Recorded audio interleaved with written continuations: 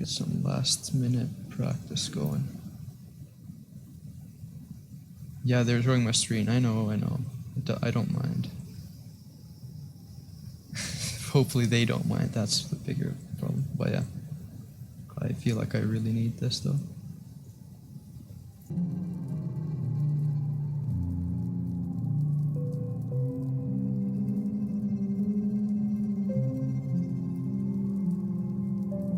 All right. Hello, everybody, and welcome to another race in the Hollow Knight 2021 All Skills Tournament. This match will be between Eduboy and Pharest. The commentary here is me, myself, Spicy, and I'm joined by Nerf Aurelia. And this should be a fun match. Runners look like they're just getting some last minute setup done before we begin. And we should be starting shortly.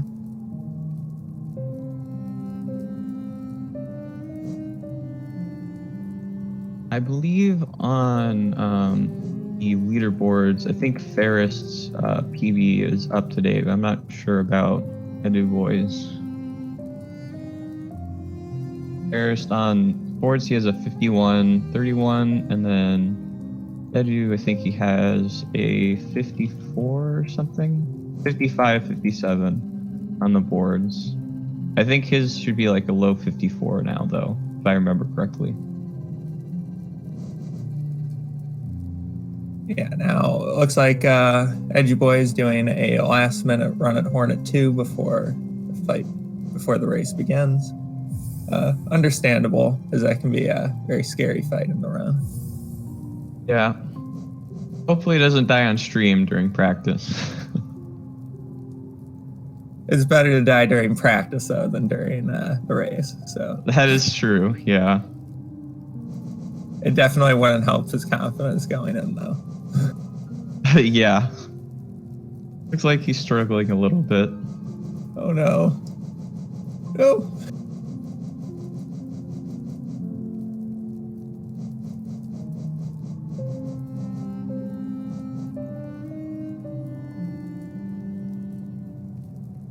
All right, very good.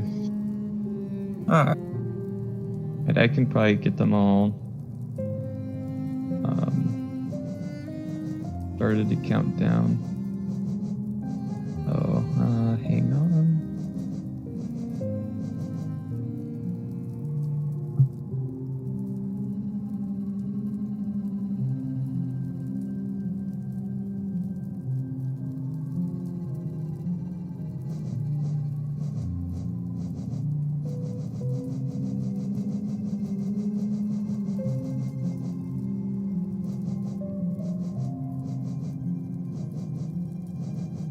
Messaging both of the runners, making sure they're going to be ready soon. Look like Pharest is ready. We don't want to keep them waiting too long.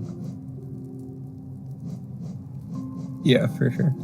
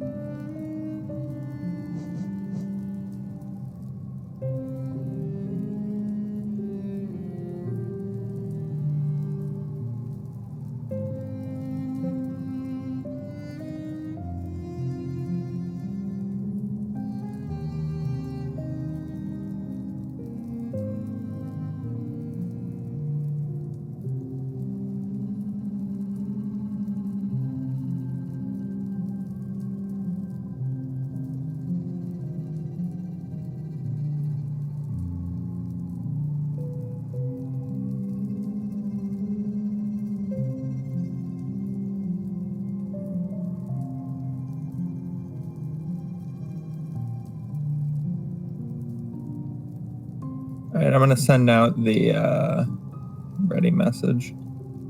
Yep, sounds good.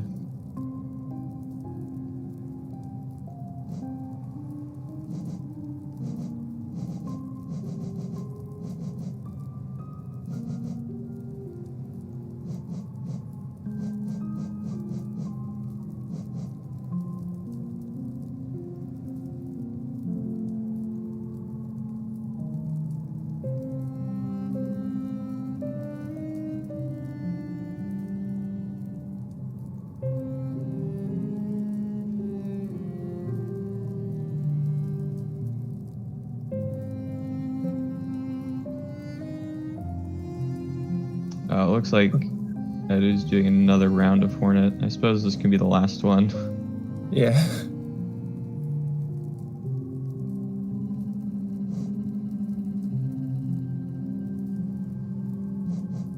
At least it's one of the more interesting fights in the run to watch practice. Hopefully, Pharest That's true. is okay waiting.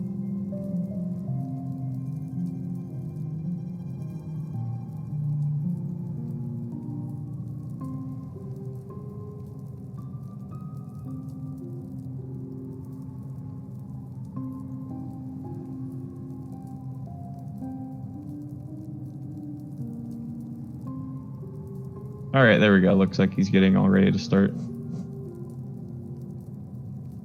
Yeah, there we are.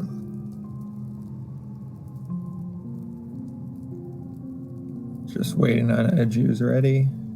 And then I will start the countdown.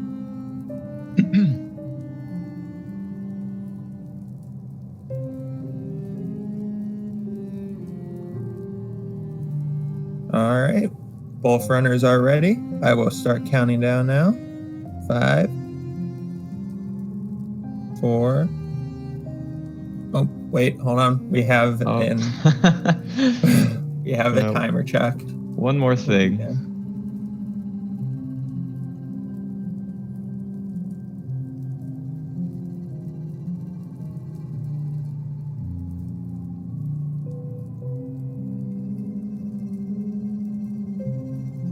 Before Edu will be able to begin, we're going to need him to check his timer and make sure it's working okay. Yep, looks like it's working.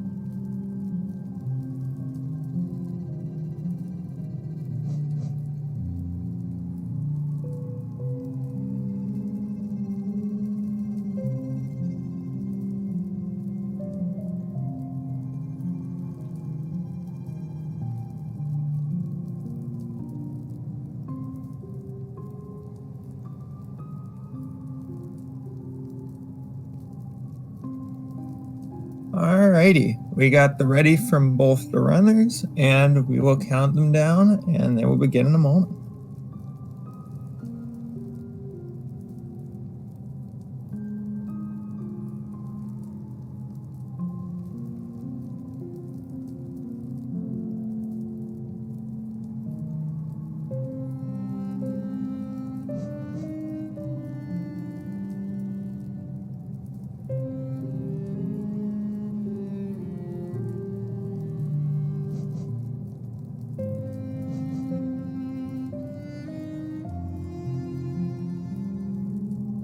All right, both runners should be starting shortly. We've been given the go-ahead. Good luck to both of them as they begin the run.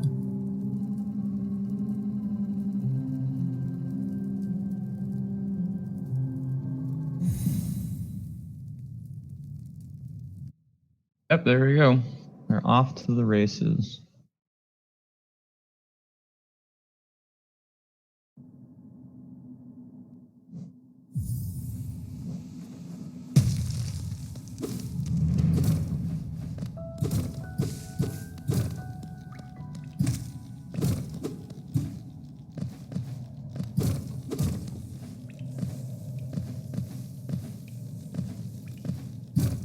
You know, despite being a few minutes behind in all skills, Edu's still one of the runners that has I think a mid 34 in any percent, so he definitely still knows what he's doing. So this should be a good race.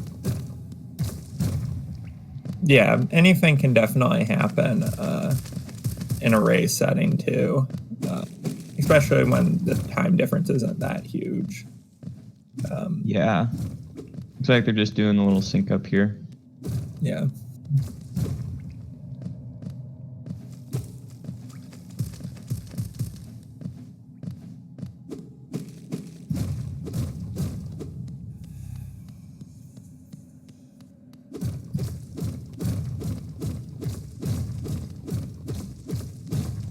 And it looks like they'll be just about tied coming out of King's Pass. Pharest ahead by, I think, 0.09 seconds. I'm sure that'll be very important going forward. 100%, yeah.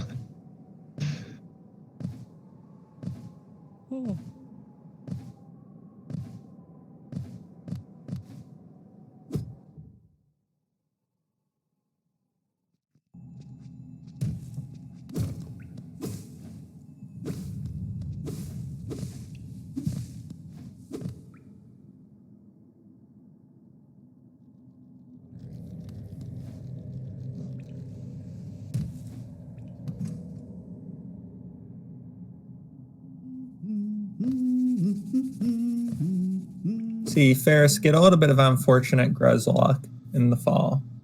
Eduboy seemed to make it unscathed. The Aspid here seems to be giving Eduboy a little bit of trouble, but he manages to get it down.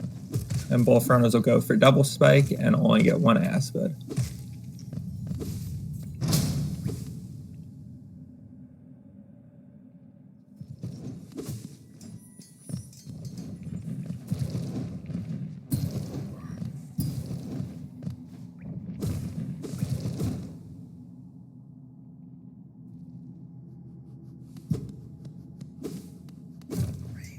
Now we're looking at about a 1 second difference between the runners at this point in the run,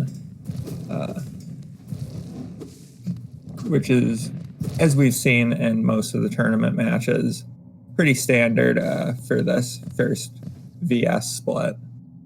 The runners will usually be pretty close here because there's not too much time saver loss available to them. Yeah, pretty much the only places where you can lose a lot of time are like the Aspid Arena and then unlucky RNG from False Night.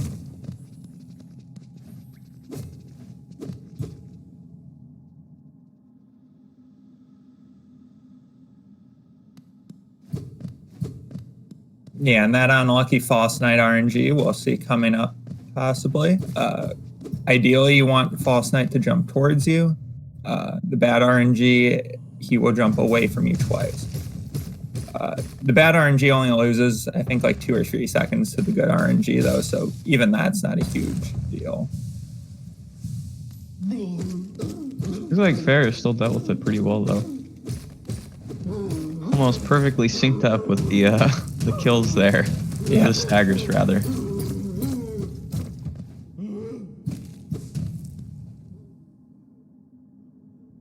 Looks like Pharest is about 1.5 seconds ahead, entering the VS room.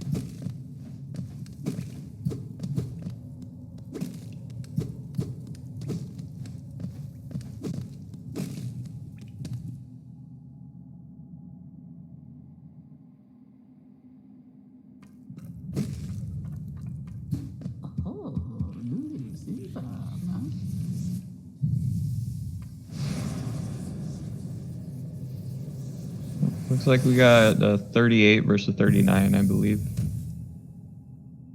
All right, looking pretty close through VS. Awesome. Both runners here just picked up Vengeful Spirit, VS for short, and they will continue to make their way through the Ancestral Mound here and kill a Balder. That Balder, notably, can decide to give you really awful RNG and not spit the mini Balder that is needed to kill it. It's a 50% chance with every spit, And the tourney record is 11 spits without. Someone can do the math. It's very unlikely. And world record is 19, I believe. So very impressive. Luckily for Pharest, he gets first spit, and Eduboy will get second spit. So no terrible Balder RNG for either of the runners.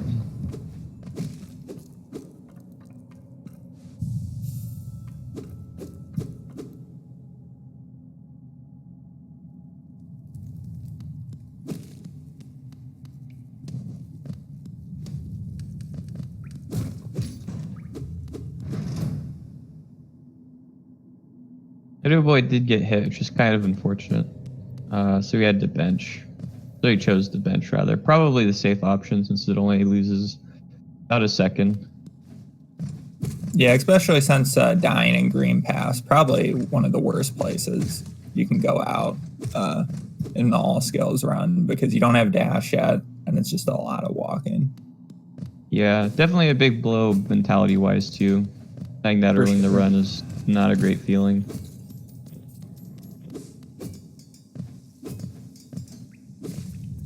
See, Pharest missed their turnaround on the first fireball skip. So Eduboy will gain a couple seconds there, but will still be about 2 seconds behind because of the extra Balder spit in the bend.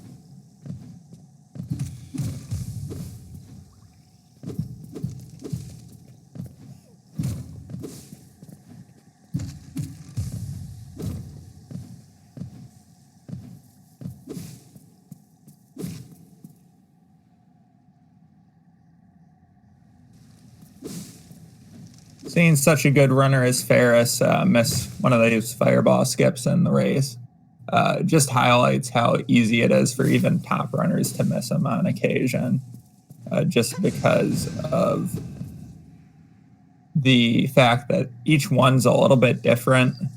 Hollow Knight's input handling's a bit wonky, and a myriad of other factors. Both of them will get the second fireball skip very clean, though.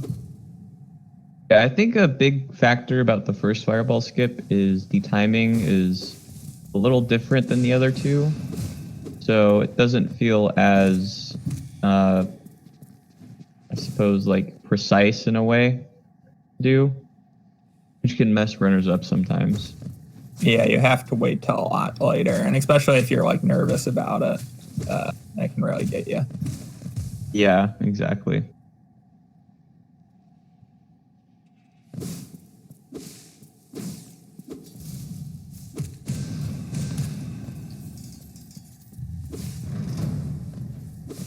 The thing you can see both of the runners doing is getting the false knight, or not the false knight, the moss knight to back up so they can hit him twice with Vengeful Spirit. That's something that we like to do a lot when speedrunning this game.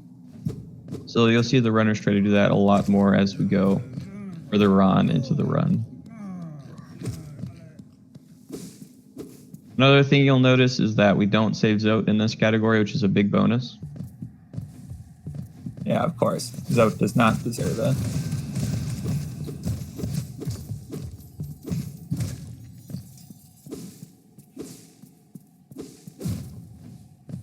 You see Pharest struggle with those Moss Knights just a little bit. And he'll be down at 1 health. It'll be interesting to see if he gets some soul from this Moss Charger and heals before the Hornet fight. I'd assume he heals, yeah. That's a good idea. It's gonna be a slower Hornet fight, but slower is better than dying. For sure. Especially here where a death would be probably about 4 minutes of time off. Yeah. 3.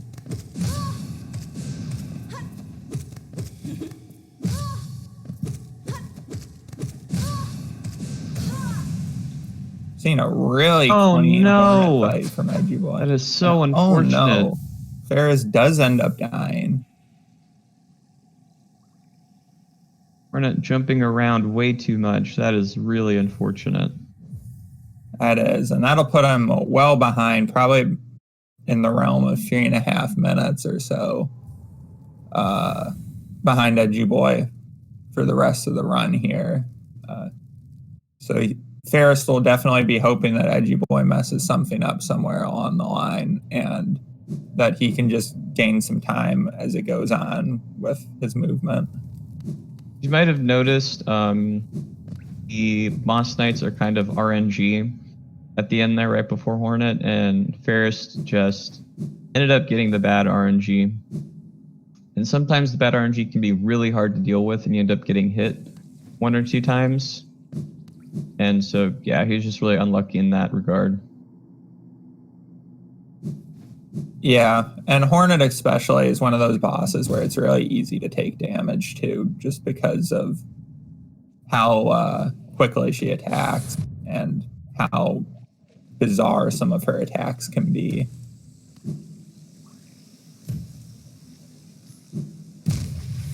So it was a very unfortunate situation for Pharest to be in. Meanwhile, we'll see Eduboy making his way through Fungal Waste, electing to take the bottom route in the Mushroom Room.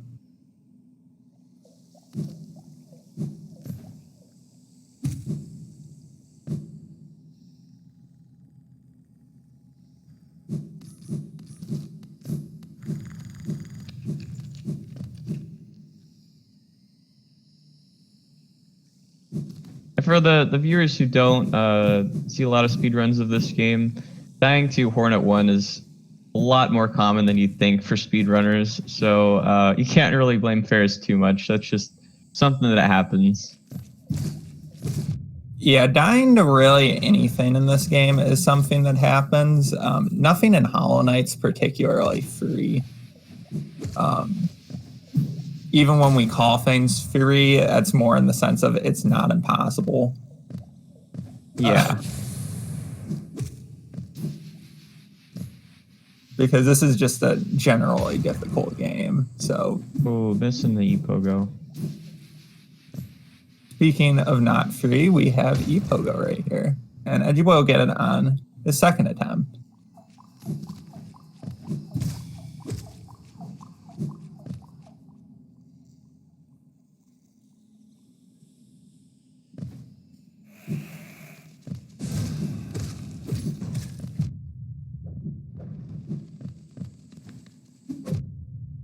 Eduboy's running into a little bit of trouble.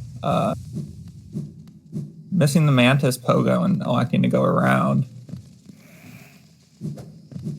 But it looks like he will safely make it to Mantis Call, where he'll be able to quit out and get back to full health.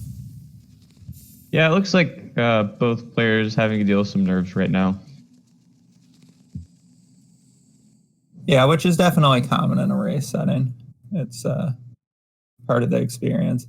Pharest's Shade is trolling him a little bit and backing away from his nail swings.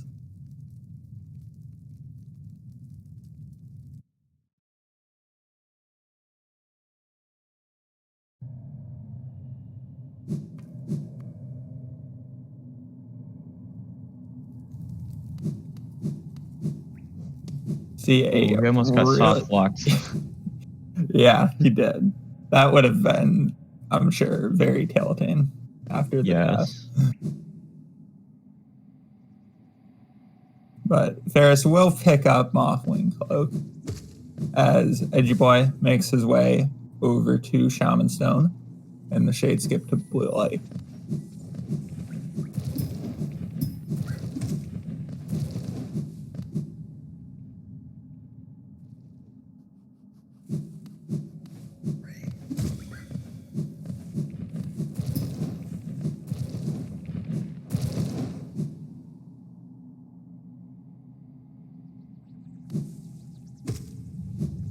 Eduboy is going to be approaching the Gruzmother fight here in a moment,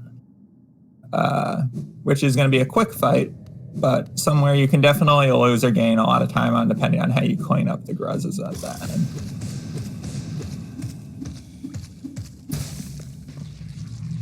Good fight. And yet, answer questions in chat.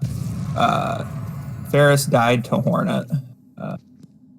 It's very unfortunate.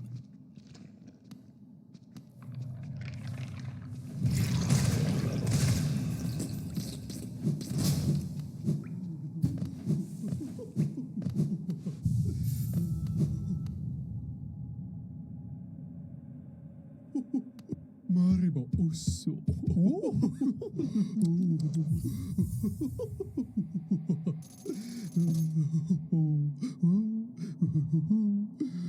we see Eduboy buying Shaman Stone, which is the only charm we will obtain or use during this run. It increases your spell damage by a significant margin.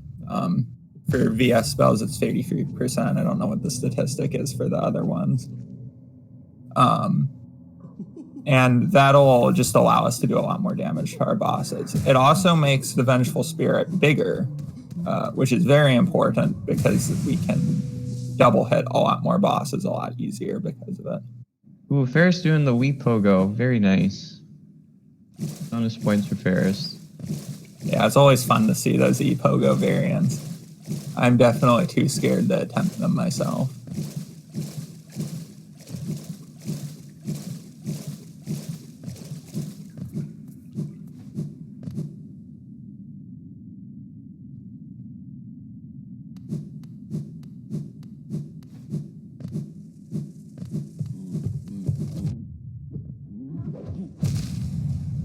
Ooh, Eddie taking an unfortunate hit there. Thankfully, we have a bench coming right up here, so it's not too much of a big deal. Yeah, so we shouldn't see any issue from him. Notably, Edu is a little bit low on Geo coming into King Station here. He should be fine as long as he gets everything in this room, but he's definitely on the lower end.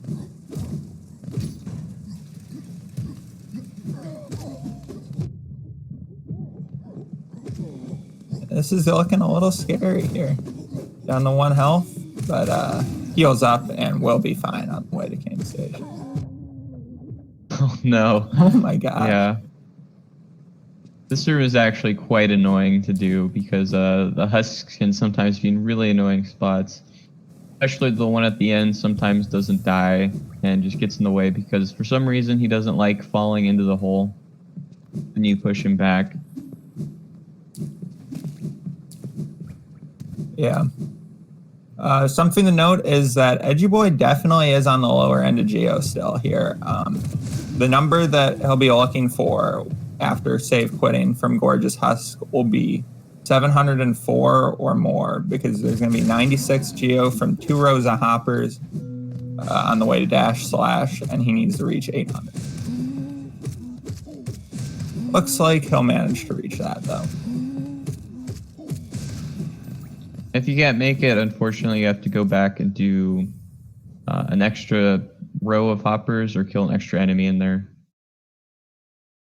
A little bit of time lost, but not the end of the world.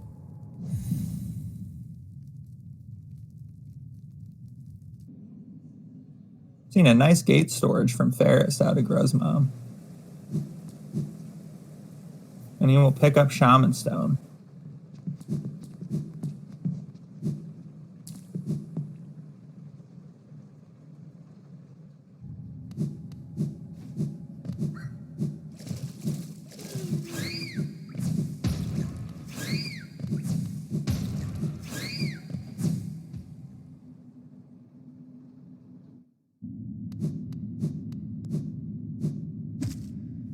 We will see Pharest take another unfortunate death to a husk. Very sad to see a runner of his caliber die to such a simple enemy.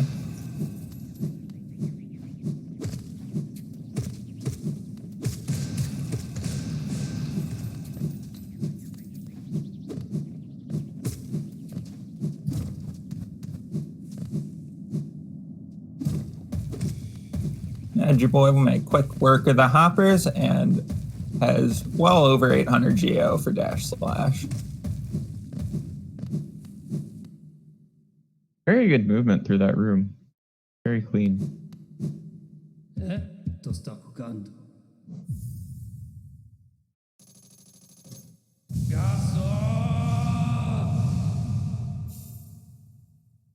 Yeah, movement's one of those things in all skills compared to like any percent. You see a lot of time on movement.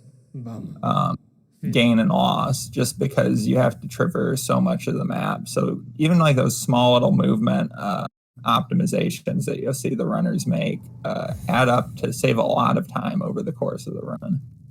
Yeah, exactly.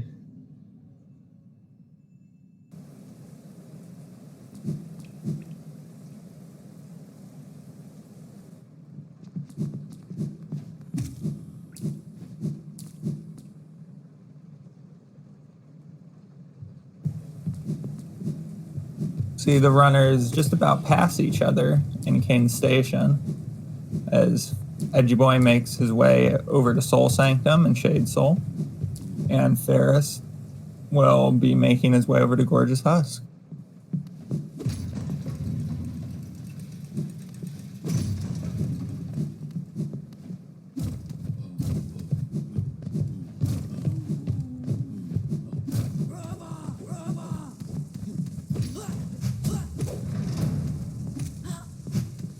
Oh, Ferris getting more unfortunate RNG. You do not want the sentries to end up in the dark room. Excuse me, Edu. That's a one-way ticket to death. Yeah, it's definitely not a good situation to be in. Notably, as Ferris loads in to get dash slash here, I'll note that he seems to be about a 2 minute and 15 second time deficit right now. So Eduboy definitely is probably feeling pretty good about the run here, but there's a lot to happen still. It's not over till it's over.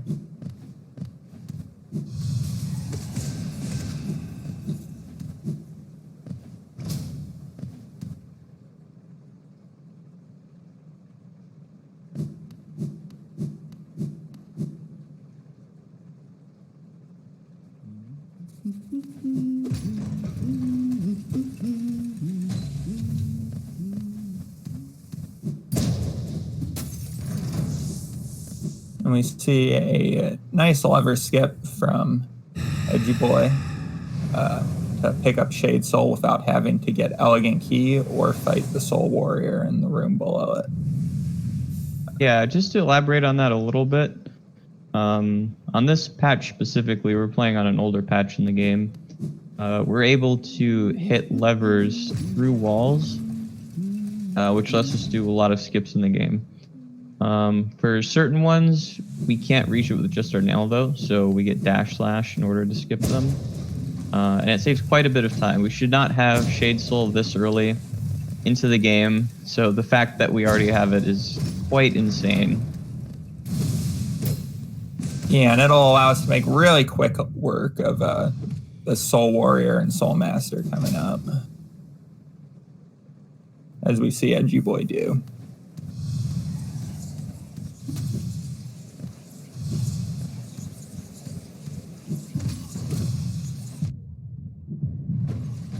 The other nice thing that Dash Slash allows us to do is skip this room that Eduboy is entering currently, deemed in the runs that have to go through it as Hell Room, because there are 3 or 4 Soul Twisters there, and they can quickly chain you and end your run.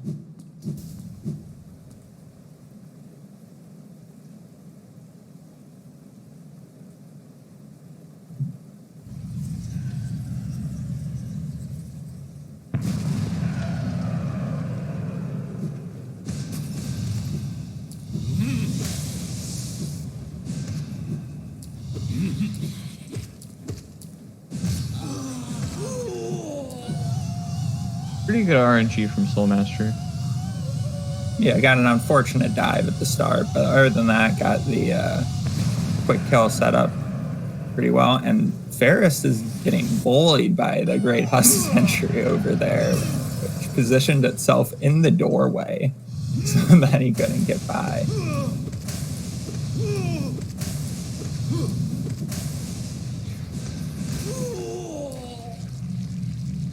Also, really clean second phase from Edu. Ooh, Fair saving the grub. Very good job. Love to see it.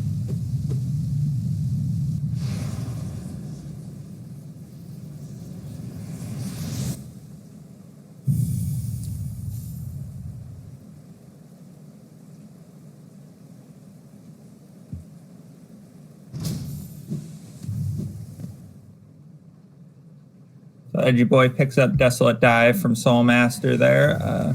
Something to note about Desolate Dive is it hard saves your spawn location, which is why we need to make this long trip out of Sanctum and can't just save quick to bench.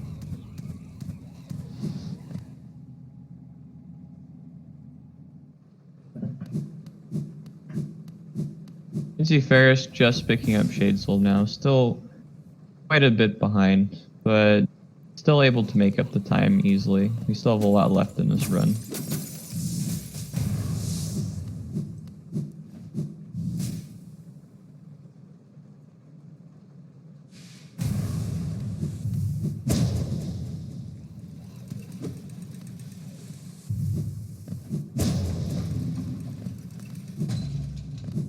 Seen some nice dash slash elevator strats from Eduboy.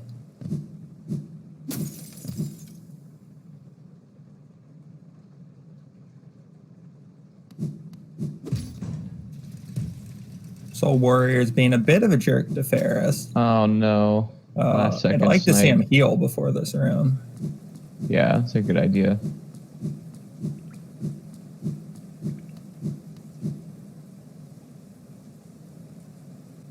That Soul Twister isn't being any nicer to him either. Teleporting right in his path. He switches to the other side and it teleports into that path too. Oh, goodness, yeah.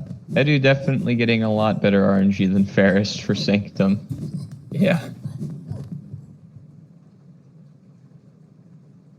So Edu will take this mandatory bench at Fire here. And that'll be the last bench we take until after we've gotten Dream Nail, which will make this Crystal Peak split coming up very scary because it's long. There's a couple intentional damage tanks, and you can't bench anywhere.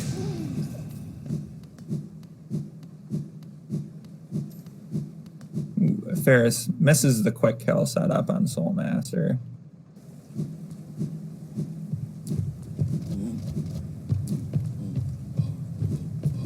Oh, all these dives. Oh no. And a really unfortunate teleport out of the way of that last Shade Soul.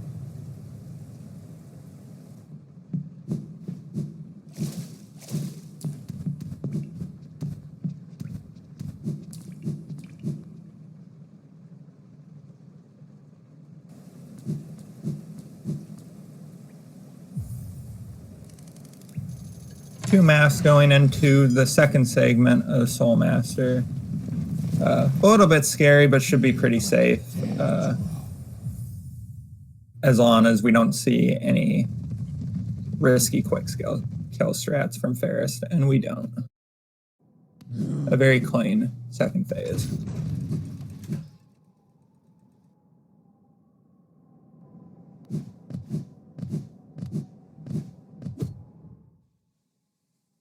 Yeah, unfortunately, one of the not so great things about this category is some areas and bosses have quite a bit of RNG. And you can just really see that in the difference between how Eduboy and Pharest did Sanctum.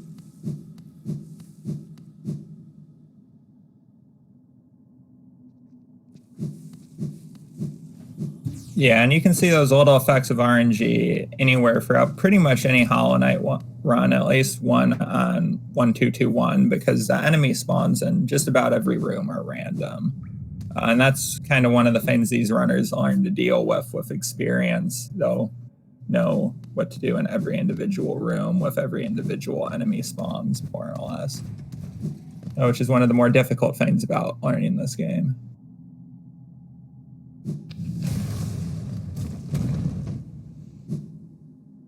Looks like we have a freeze of Pharest's stream. Hopefully get that back. He didn't go offline. We go on the Discord.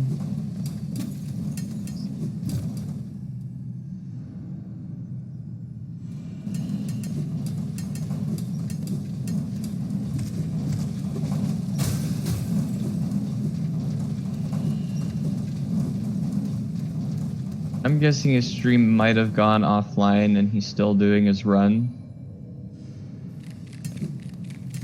Yeah. Well, as we get that sorted, Eduboy will be making his way through Crystal Peaks and makes an attempt to hit the God Pixel, but misses it, understandably. It's a very tight trick. We'll elect to go right side in this next room. Okay, yeah, it looks like the stream just went offline for a little bit. And we get Pharest's feedback as he benches at the Spire bench.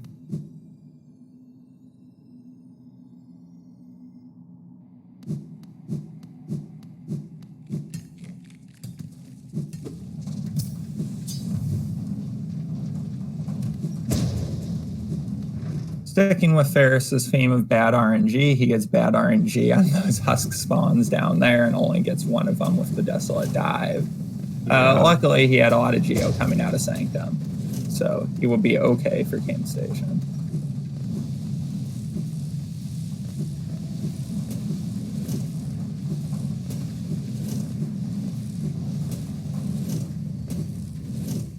We see an underplat from Eduboy. Let's get hype. Underplat, woo! Woo!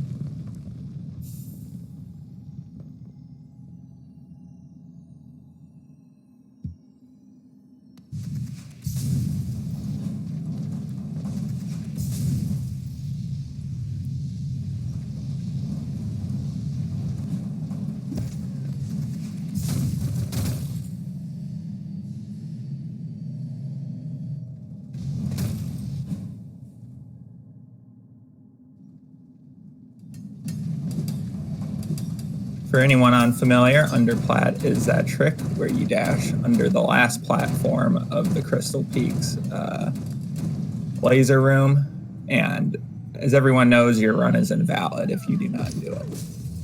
Yes, not doing underplat is blasphemy. Unacceptable.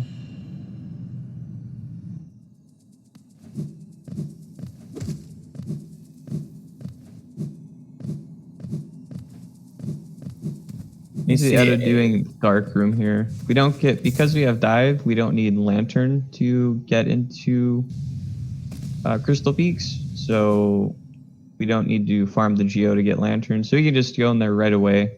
Unfortunate thing is we can't see in the dark, but all the top runners are pretty good at memorizing the layout of the room and how to get through it.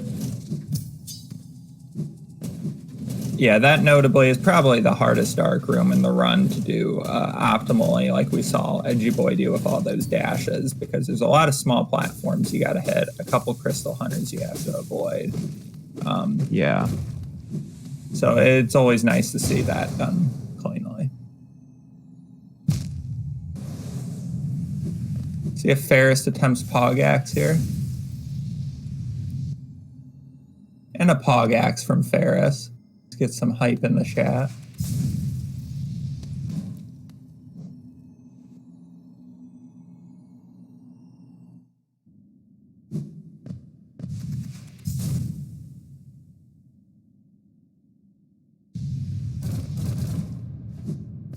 Eduboy having a pretty clean C peaks overall, so good for him. Very good on his side. Yeah, Eduboy is definitely doing a great job of not giving Pharest much opportunity to catch up here.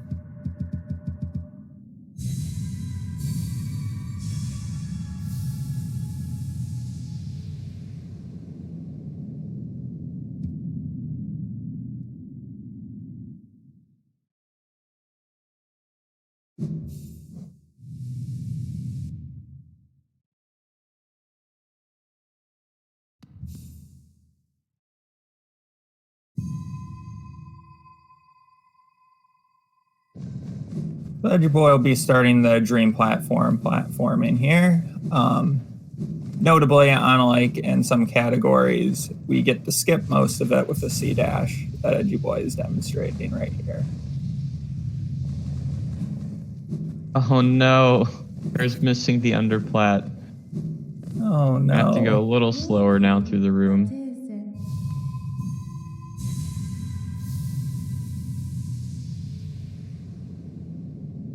Okay, he gets through it. We're fine.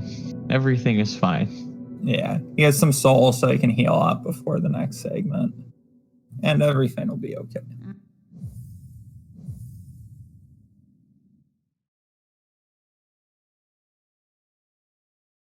Yeah, as Chomps in chat points out, missing underplat's probably one of the worst feelings as a runner. Because the trick, as much as we meme about it, only saves like 0.1 seconds. And if you miss it, it loses like 20. Yeah, like we said earlier, mandatory trick. Not allowed to finish a run without it. Of course.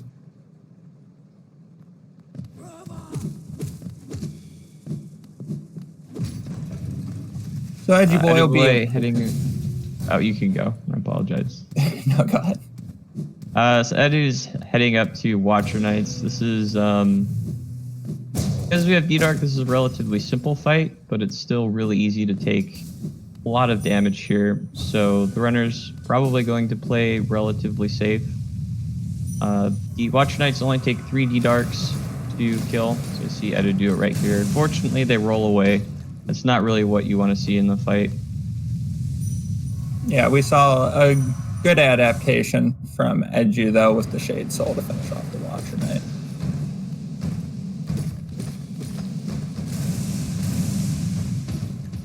Yeah, he's adapting very well. This is impressive. Yeah, Edu's gotten some pretty bad Watcher Knight RNG and has made quick work of them regardless.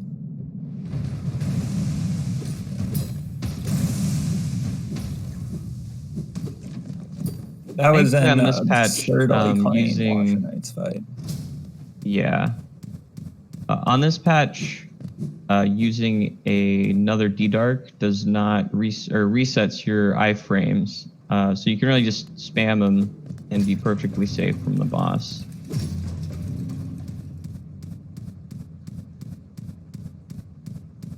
Yeah, so the majority of the Watcher Knight's fight difficulty in this category comes from trying to corral them together so that they both get hit by your D-Dark, or getting some tricky Shade Souls in there to hit both of them at the same time. Notably, to do that, runners have to damage tank a lot, often. And you can still die in the fight, contrary to popular belief, by just trying to damage tank too much to be as fast as possible and getting yourself in a risky situation. Yeah, a lot of the time runners might go into the fight thinking, all right, I have D-Dark, I'm going to be invincible for 80% of this fight, so taking a couple damage tanks isn't really a big deal. But then those couple of hits turn into 4 hits and then 5 hits and then you're dead. Yeah.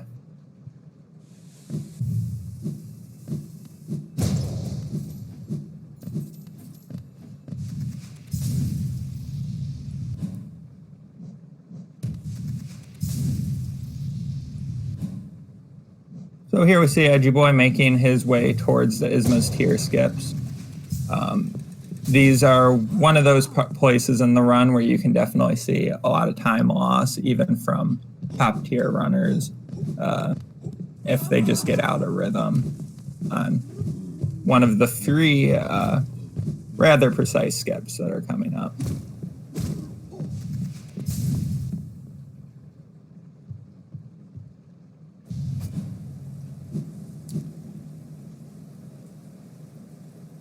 Pharest just picking up Dream now, so now he'll be on his way to Watcher Knights as well.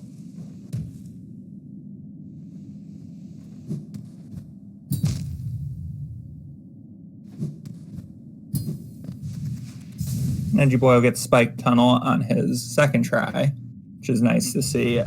Spike Tunnel is probably the most scary of these 3 skips, because it's really easy to take a lot of damage there quickly.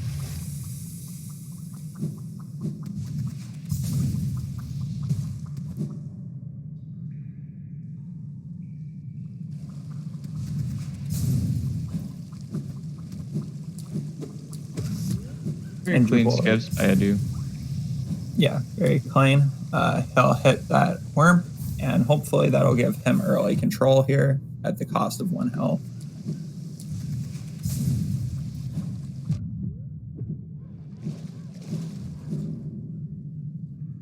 For anyone just joining in, Pharest is about 3 minutes behind because of a death to Hornet 1 in Green Path.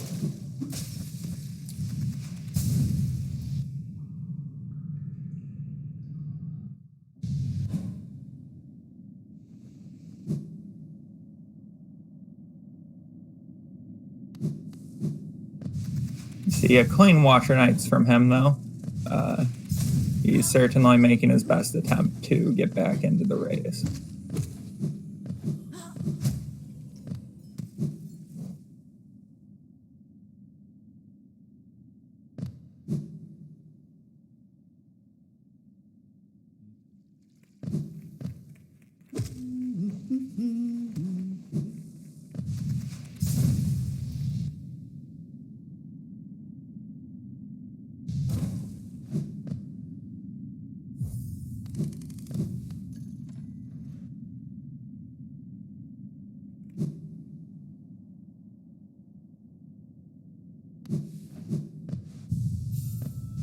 So Eduboy will be approaching the Mauler room here, which is notably a kind of scary area in that it's partially RNG, partially a tight cycle-based room that you can take a lot of damage in, some of which is kind of unavoidable.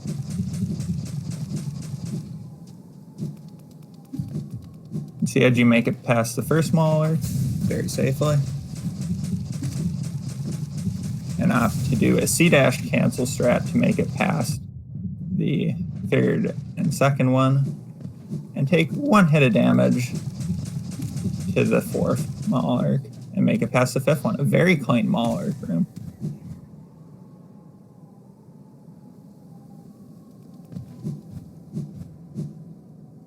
So missing the cursed basin skip. Fortunate. It's a third try though.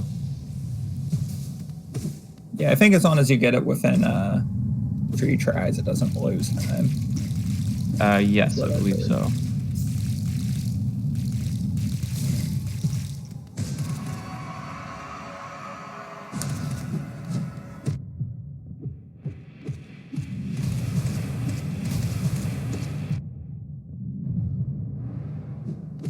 And we will see Edu, as we see with most of the bosses in this run, make quick work of it with his high-level spells and D-Dark iframes.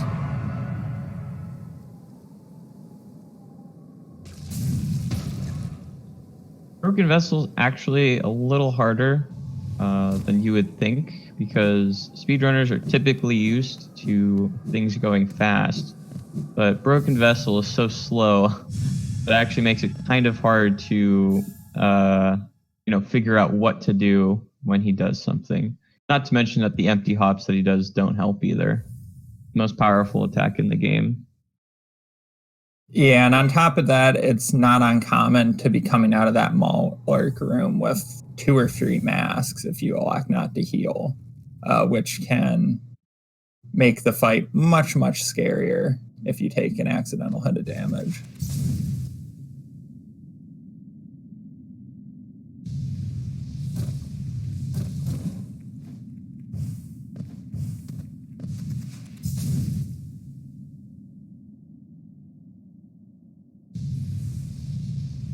Finally, RNGesus has smiled upon Pharest, and he will make it through the Rava room without hitting any of them.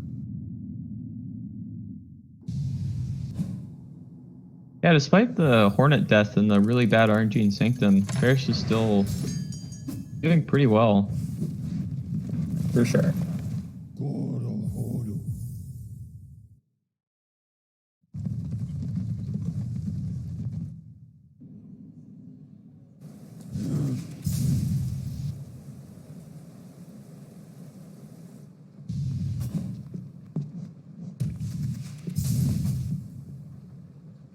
So it looks like exiting Isma's tier, Pharest is 2 minutes and 50 seconds behind, which is about a death worth of time loss, depending on where it is. I'd expect we'll see Edu safety bench before Hornet 2 coming up here, given that they felt the need to practice ahead of the race, and their lead, assuming they're watching and are aware of it. Okay, well, RNG's is not smiling on Pharest anymore. No, he is not. Pharest takes 3 hits from the first 4 Mallworks. Oh, and he gets the wall clink storage on the last one. On him for reacting to that very well.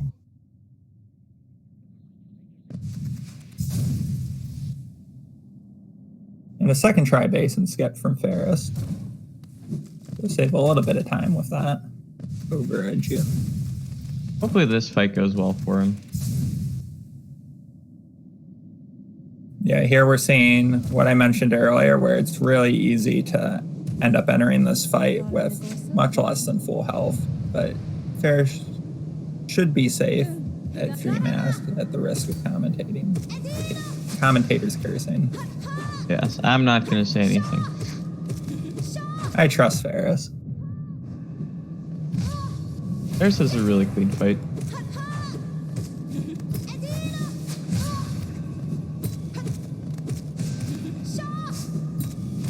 Eduboy is fighting Hornet 2 right here, which is notably probably the most difficult boss in the run.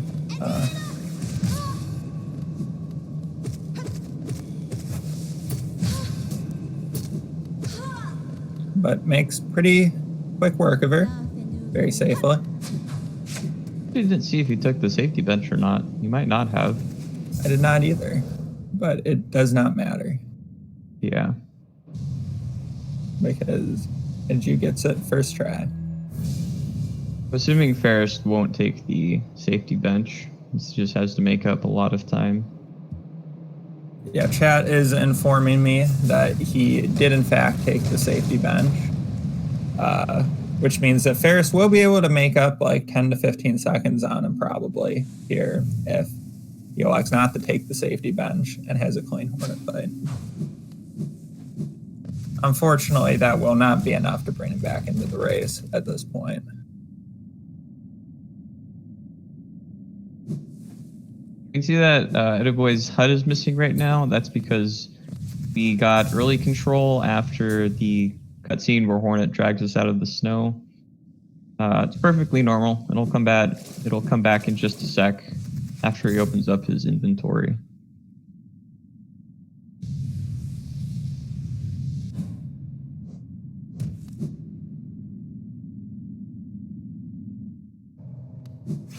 Here we'll see both runners pass each other in this Bellfly room. If they were sharing a world, they would have just C-dashed into each other. Unfortunately, Hollow Knight is not a natively multiplayer game. Though interesting enough, there is a mod for it. Yeah, it's a very cool mod. Shout out in general to the Hollow Knight modding community for making a lot of awesome stuff for us to play with. Yeah, indeed.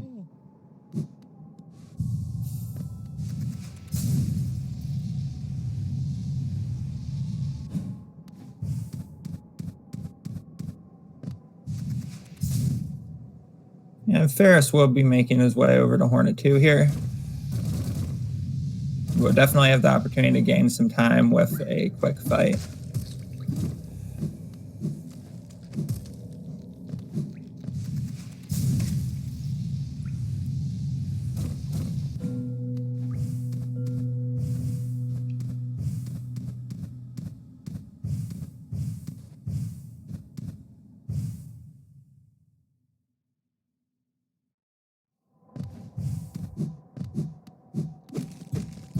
Ooh, very unfortunate spike ball spawn. Yeah, spawned right inside of him. Hornet 2 is not looking any nicer than Hornet 1 was to Pharest. Hopefully, be able to finish this off. There we go. Pharest giving us a little bit of a scare, but manages to safely make it out of the fight. Yes, not taking the safety bench definitely saved a little time for him there.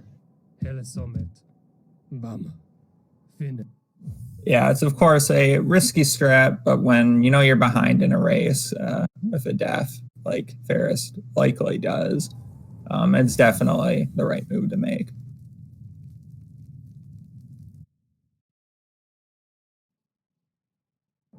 Meanwhile, we'll see Edu pick up Cyclone Slash and make his way over to Umu. Umu, notably, is one of the big points of RNG in this run, in that an extra attack from Umu can make a one cycle much harder to get and can lose upwards of 20 seconds. It is possible to save the one cycle with bad RNG, but significantly more difficult.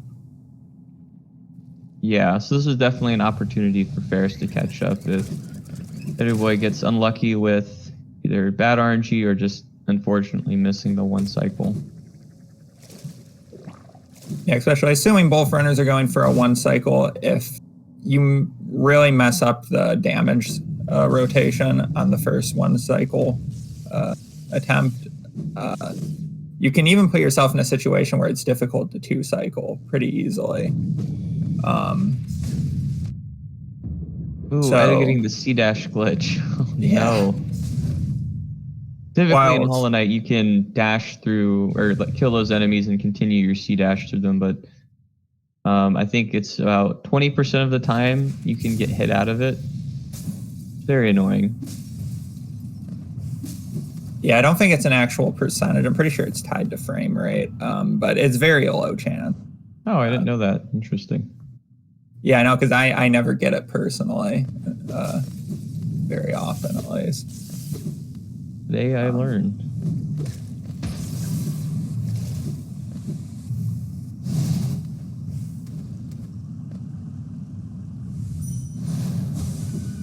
That's why you see a wide variance of numbers come about for that C-dash glitch. You'll hear 20% like we heard here, and then hear 1 in 50 elsewhere.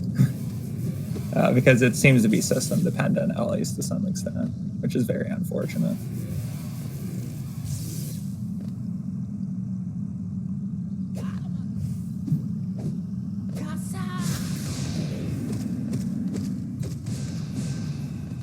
We see a very clean one cycle from Eduboy here. Once again, not giving Pharest any room to catch up.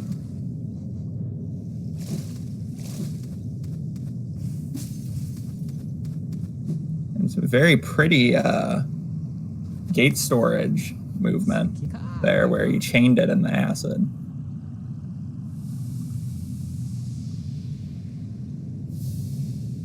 Yeah, the strategy we have against Umu there is basically forcing him into the wall to get him out of bounds, so then our last two Shade Souls can easily double him. And when you double the Shade Soul, it does whopping 80 damage, so it makes one cycling him possible. And we see Pharest take a C-dash glitch on that Tic-Tac. C-dash glitch is not being friendly to our runners this time through.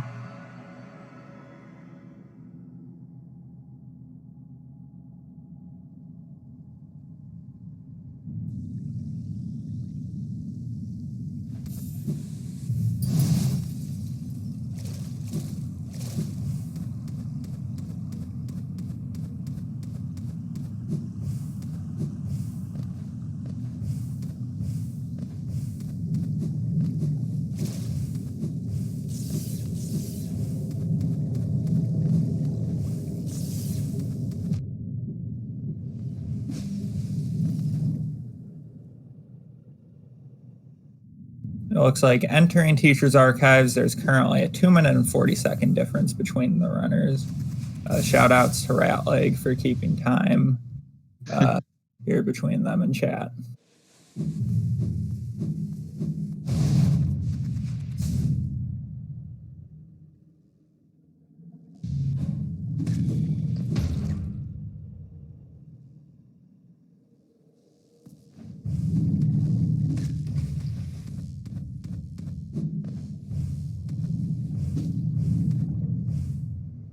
See some very clean and interesting movement from Eduboy through Fog Canyon there, past all those jellyfish. It's always been one of my favorite movement rooms in the game to see, just because it's really clean to watch. You zip by all those jellies with the wall jumps and all.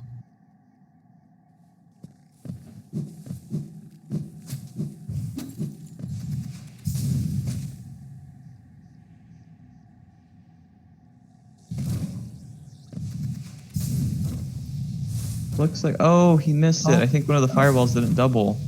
Oh no. Yeah, so Pharest just barely misses the one cycle there. Close enough that it actually looked like he thought he got it. But Umu will die to one fireball here after 2 quick attacks, which means Pharest will only lose probably about like 14 or 15 seconds to Eduboy by missing that one cycle.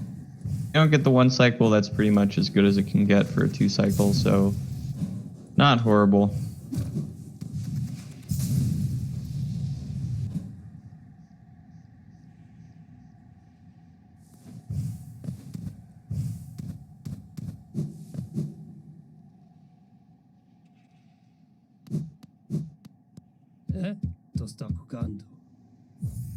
Pretty much after Umu, it's just a lot of running around and collecting the remaining skills. Not too many points where we can die, aside from things like the sibling climb, which should be coming up pretty soon. So Pharest still has a couple opportunities to catch up. Yeah, there's also definitely some opportunity in Dark Deepness, which is also somewhere where you lose a lot of time if you run into trouble. Yes, that's also true. But I'd expect from both these runners that they are pretty well practiced in the room.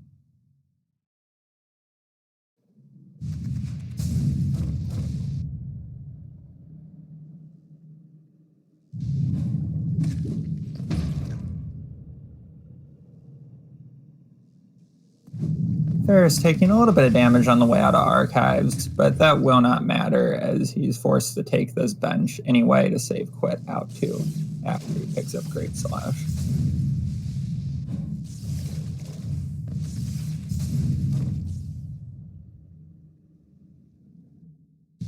Meanwhile, Eduboy will be entering the Dartfly arena. This arena is guarding Howling Wraiths, which is one of the skills we need to get. And while the enemies are very low health and not too much of a scare to the runners, it's definitely a room that can quickly get out of hand if you get off cycle, and you can lose a lot of time in. Almost perfect from Eduboy though. Yeah, that was a very clean arena.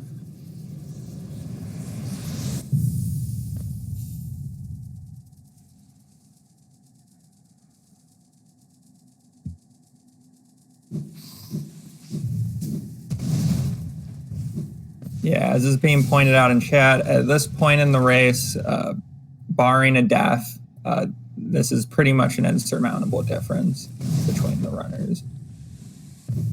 This is definitely looking like it is Eduboy's race.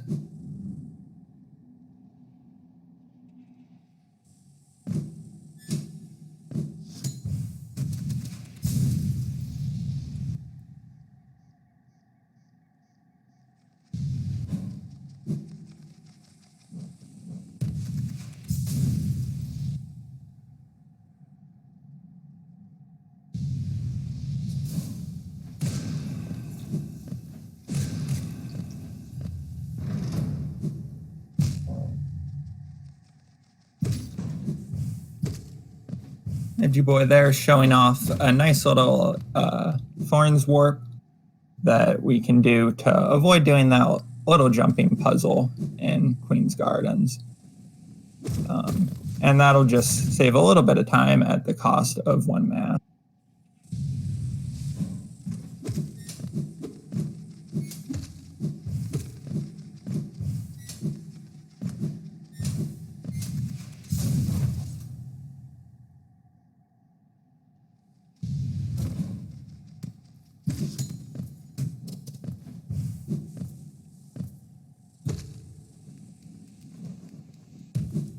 Eduboy will enter Dark Deepness with 4 masks, which is the most you can get there without any healing, which should put him in a pretty safe position to navigate the area. Oh, good sit there. Yeah, opted to go for the slightly more risky inventory drop there. There's also an option to Descending Dark instead, which will make it so that you will never get hit, but loses just a little bit of time.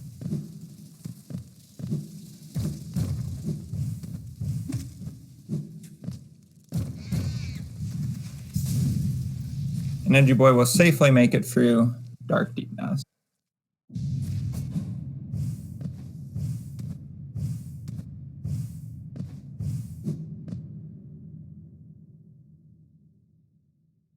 Pharest also having a pretty clean arena there. Just a couple minor mistakes.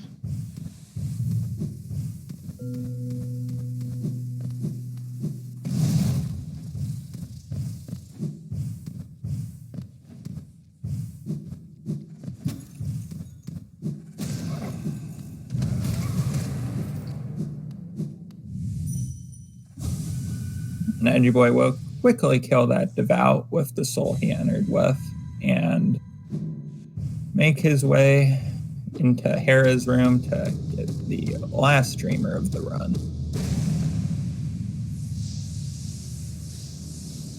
Now, since this is all skills and not any percent, Eduboy is not quite done. He will need to make a trip to the Abyss to pick up Shade Cloak and Abyssal Shriek before he can fight the Hollow Knight.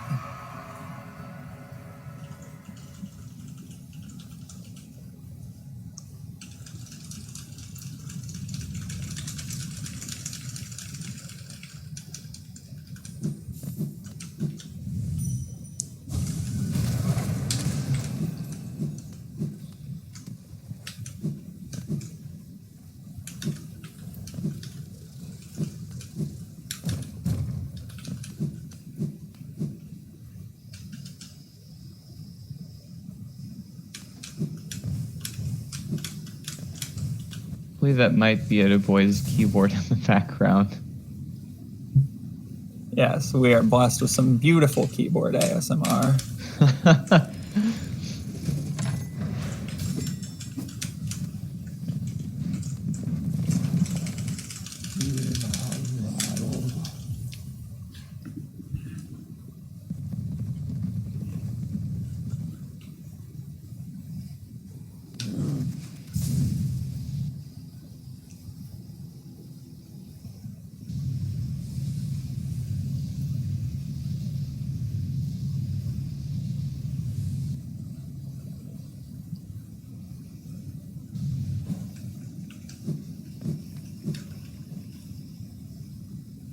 Now that we have obtained King's Brand after dealing with the Hornet fight, we can go into the Abyss and get the last 2 skills that we need before finishing the run. Yeah, and in the Abyss we'll find our last real possible death point, which is the sibling climb at the lighthouse. But even with a death there, I believe Edgy would still be in the lead. Yeah, I believe so. Though it would certainly make the race much closer.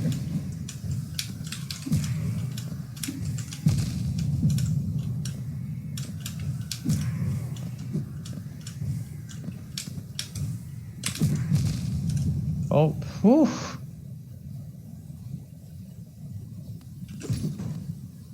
Edgy will take a little bit of damage in that climb, but will end up making it out just fine.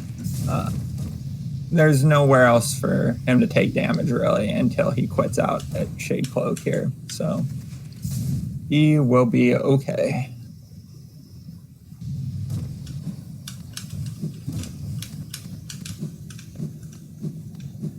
good demonstration, though, of how easily that sibling climb can get very scary, because the siblings do 2 masks of damage, and you have 5 masks total. So it only takes 3 hits to end your run there.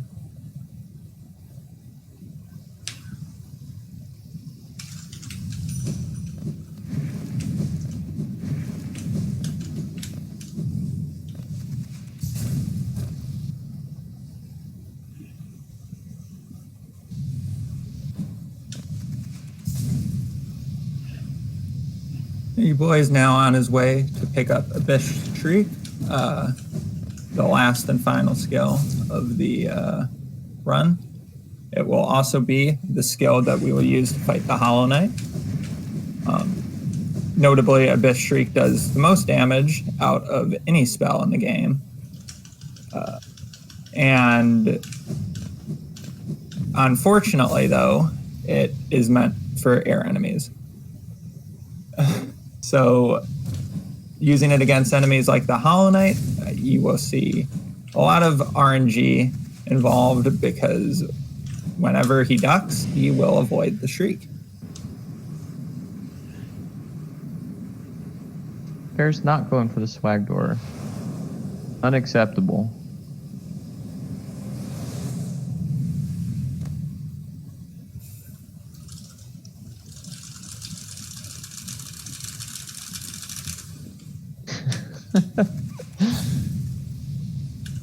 Great keyboard noises. That is coming up on the Abyss climb here. Let's see how he does. One of the more fun parts of the run to watch.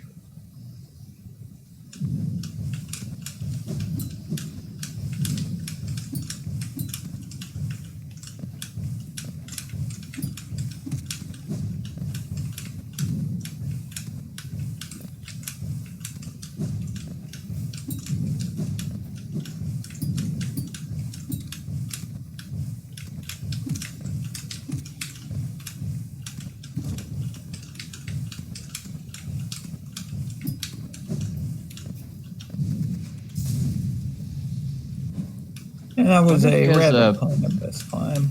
Yeah. I was gonna say, I wonder if he has like maybe push to talk on or something and he just accidentally hit the button. Yeah, that would be my guess, because we definitely didn't have the keyboard noises earlier.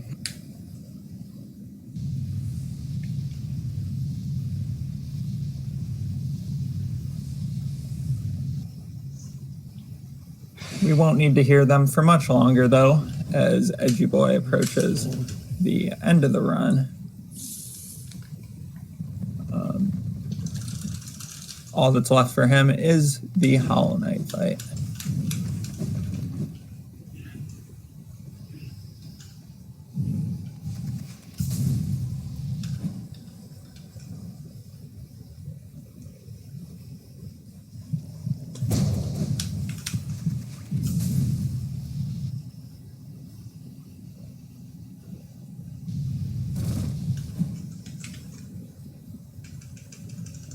Yeah, at this point, it'd take quite a few deaths to THK for Pharest to be able to catch up, unfortunately.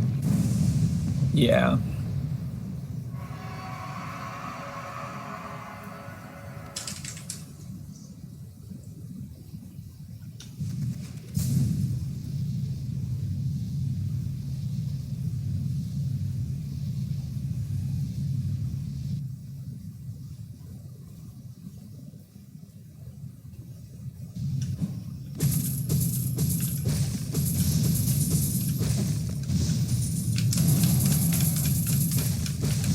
Wow, that was perfect cyclone for the chain. That was very impressive. That's something that's actually quite hard to do.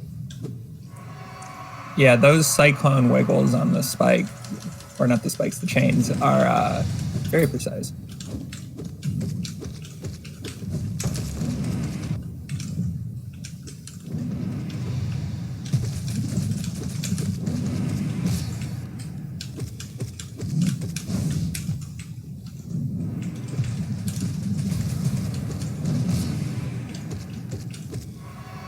And we will see a very clean and very safe Hollow Knight fight from Edu.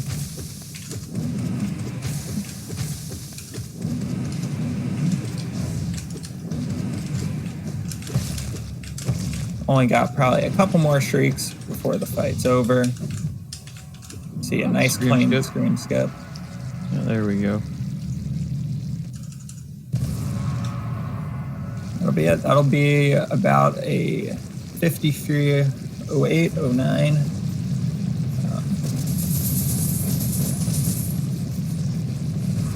This is a pretty good race time. That is a really great race time.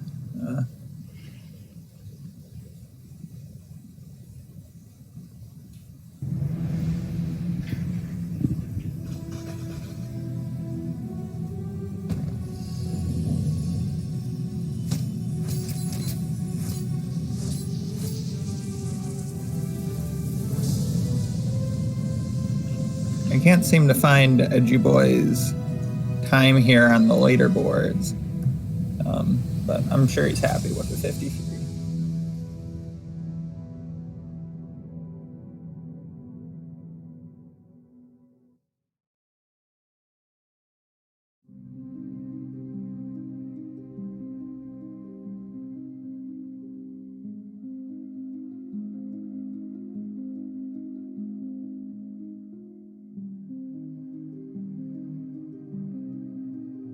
Meanwhile, Pharest will be entering the Hollow Knight fight. We will switch over to his audio. Yeah, that's a good idea. Do that.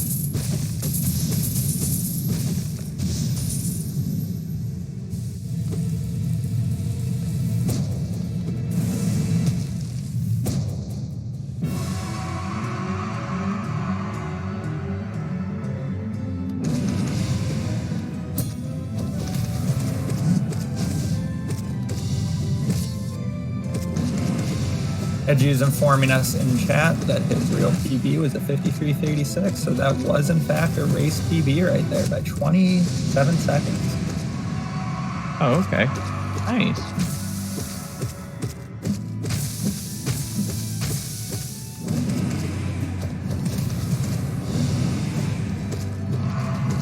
Pharest having a pretty good fight so far.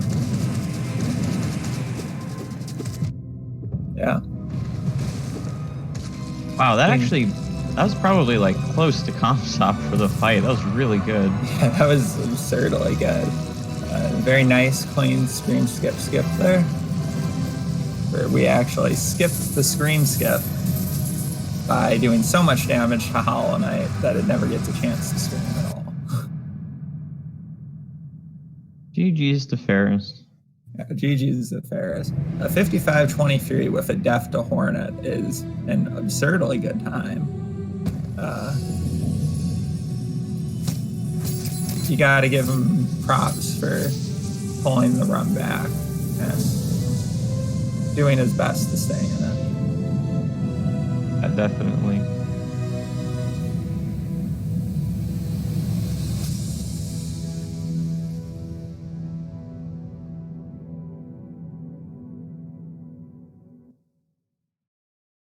So we should be able to get them in here in just a moment. Yep, I just marked Pharest is done, so they both should have their invite.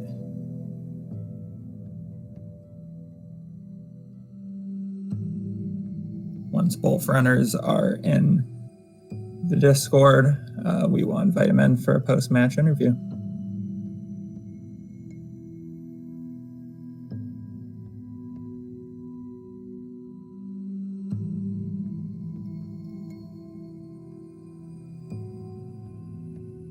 I pinged Pharest and see where he is. Alright, we got one person. Just waiting on Pharest now. Hey.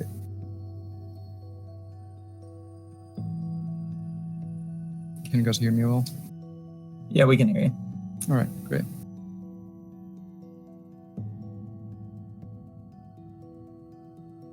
So a PB at you. Congratulations on that. 27 seconds, right? Thank you. I'm 28. pretty surprised actually because I lost 40 seconds in Mantis Claw. I was like so far behind and I still PB'd somehow. 3 times safe for next time.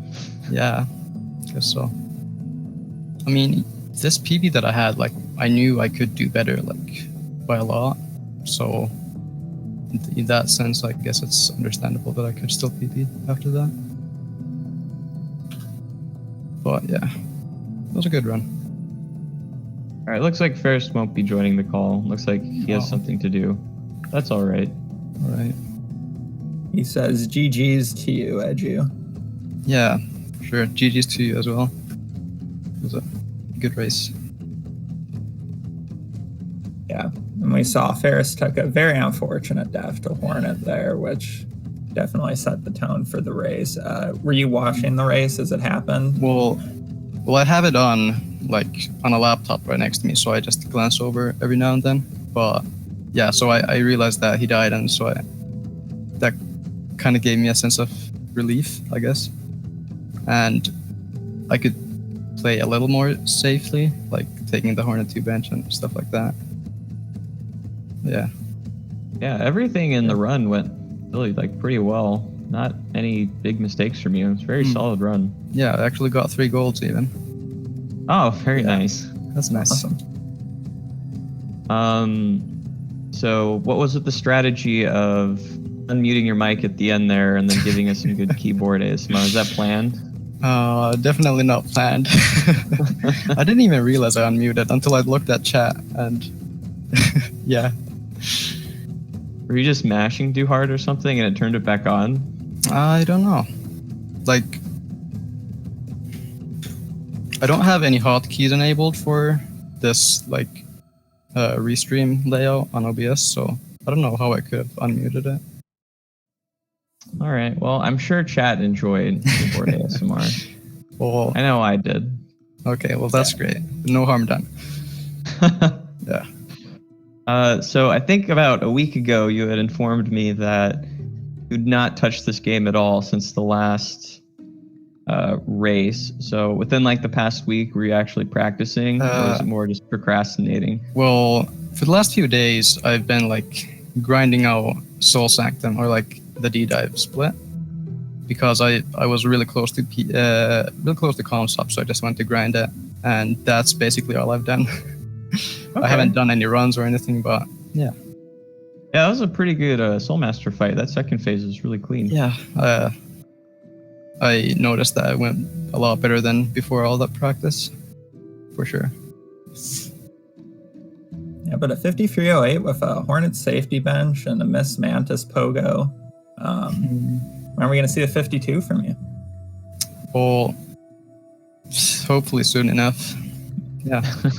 if I actually start running again and don't wait until the next race. Yeah. I would say it's a good idea to keep running this to practice, considering you're also 2-0 now, so I'm sure it's going to be even harder next time. Yeah, for sure. Yeah. So anybody have anything else to say, or are we all good to go?